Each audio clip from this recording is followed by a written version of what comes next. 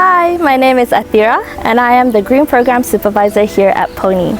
So I run the Laut Brunei project where we plant corals and we build reefs using reef balls.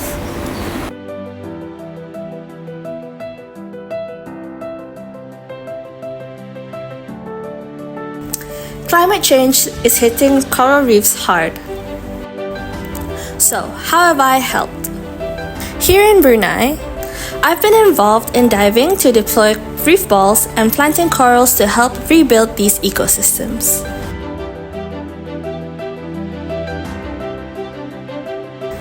What's your adaptation solution?